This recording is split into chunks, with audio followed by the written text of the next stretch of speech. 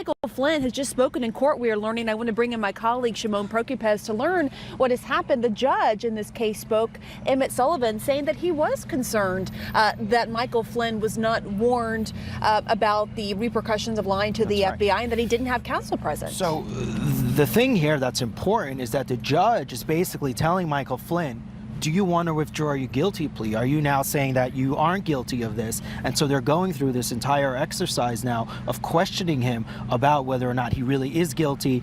And because the judge clearly is taking an issue with what Flynn's lawyers have been arguing, that he was somehow tricked into lying. So the judge plainly asked Flynn's lawyer, was your client entrapped? Do you feel there was entrapment here? He says no, that there was no entrapment.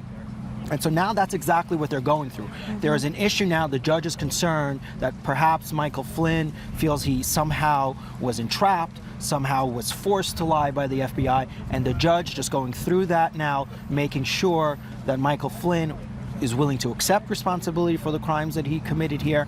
And so that's exactly what's going on. The judge was almost trying to, in a sense, giving him the opportunity to withdraw his guilty plea, but Michael Flynn saying that no, in fact, he was aware that he was lying to the FBI during that January 24th interview. The judge even asking Flynn, do you want to postpone the sentencing? And Flynn says no.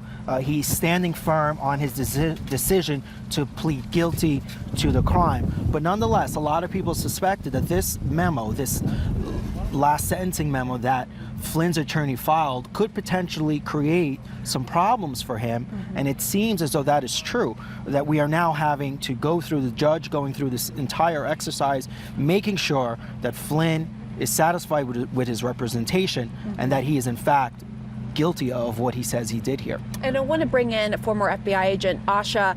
Just for context for our viewers, this is stemming from a filing from Michael Flynn's lawyers where they said that Michael Flynn was not warned about the repercussions of lying to the FBI before the interview, and the FBI did not recommend that he has counsel.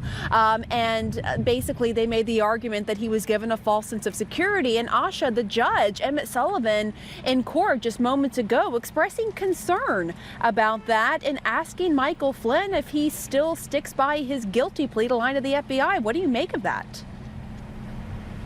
Well, I think that the judge is taking these claims seriously. Look, I mean, Flynn is trying to make some serious legal and constitutional claims that are inconsistent with a full and unconditional acceptance of responsibility for his crime, which is what a plea of guilty is. So what the judge is saying is, if you're really serious about this, then I may not be able to accept this guilty plea. And that would be a big problem for Flynn, because then he may be in jeopardy of being charged with other things that he presumably pled guilty to avoid. I just want to also make clear that as a legal matter, when someone is not in custody, when they are free to leave, when it is a voluntary interview, the FBI is under no obligation to Mirandize them, to say you have a right to a lawyer. That is for a very specific setting. And I think that here the FBI would have reasonably believed that a career government three-star general would understand, especially somebody who led intelligence agencies before, that lying to the FBI was a crime.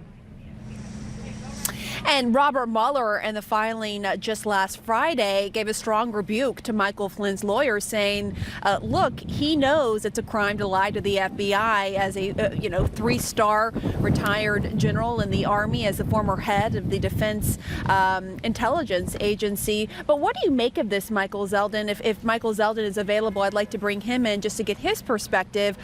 What do you make of what is playing out inside of the courtroom? Well, so the way it works is Mueller says in the sentencing memo, I think Flynn should get little or no time. Flynn replies saying, essentially, thank you very much, but court, you should understand that the circumstances of our lie can be mitigated by the interview process. Mueller replies to that saying, absolutely untrue. So now the judge has this situation, as Asha indicated, which is, Michael Flynn, what do you want to do? Are you pleading guilty, or are you contesting the terms under which your statements were made, and thereby seeking to remove yourself from the plea bargain? And I think Flynn is quite categorically saying, no, I want this plea bargain, and I accept responsibility, and I am contrite, and I want to be sentenced to no prison time.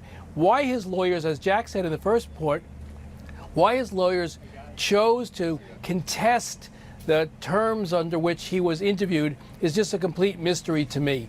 And they should have let it be, in the first instance, accepting Mueller's representation that he was substantially helpful, and let this go. So now they're in this mess, in a sense. It'll work out fine in the end.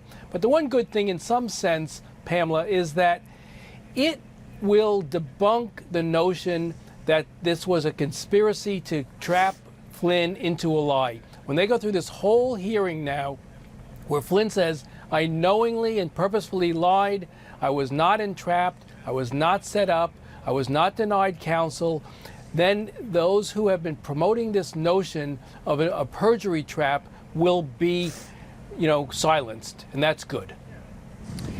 And among those promoting that is the President of the United States, who just tweeted earlier today that Michael Flynn was pressured into lying. I want to bring in Shimon Prokupecz because we're getting more details inside that courtroom. Yeah, so just to tell viewers, we have producers and reporters inside, so they're reporting back to us what's going on. And essentially, this issue is now over with. It's off the table. The judge is going to accept Flynn's guilty plea. So we're now finally moving on from this issue that the defense attorneys had raised. The judge gave Flynn several opportunities to withdraw his guilty plea, several opportunities. And Flynn finally said, I would like to proceed, Your Honor. And the judge asked him, because you're guilty of this offense? And then Michael Flynn says, yes, Your Honor. And at that point, the judge accepted his guilty plea. And now we're probably going to move on to the sentencing phase, where we're going to start hearing arguments on behalf of Michael Flynn and obviously on the special counsel's office, arguing for the jail sentence or no jail sentence that Michael Flynn is likely to face here. I want to bring in Jim Sciutto. Jim, as the chief national security correspondent who has been following this case from the very beginning, what is your take on what we're learning?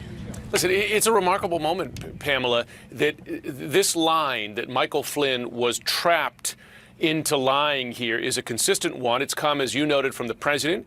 It's come from Fox News, the Wall Street Journal editorial page, to GOP senators. They've talked about process crimes.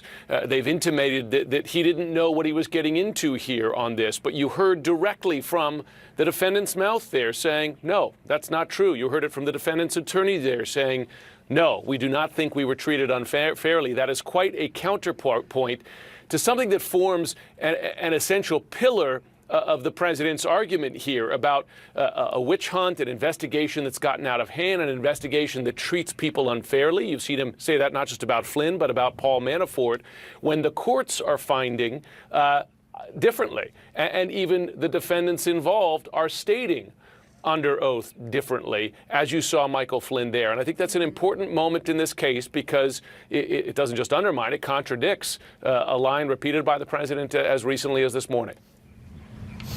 And it raises the question of why Michael Flynn's attorneys tried to argue to the court that he wasn't warned by the FBI that lying to them was a crime and therefore he was given some sort of false sense of security, when now you have Michael Flynn telling the court, look, I was aware that lying to the FBI was a crime during that interview. Yeah, it's interesting. And listen, we were talking about this earlier in the morning with legal experts, the former Attorney General for the state of New Jersey, a point that Michael Zeldin made as well, that by raising that balloon, as Flynn's attorneys did, about the possibility that he was mistreated, how that forced the hand of the release to some degree of those 302s, the records of those interviews yesterday, to show, in fact, no, he lied willfully and was given opportunities by those FBI agents to correct that lie and did not take those opportunities, that tactic by his defense attorneys may have backfired, and the tongue lashing he appears to be getting here from the judge here, and the holding him to account on those intimations seems to be a result of that. Did that attempt to parrot the president on his mistreatment, his alleged mistreatment there, did it put them in a worse position rather than a better one?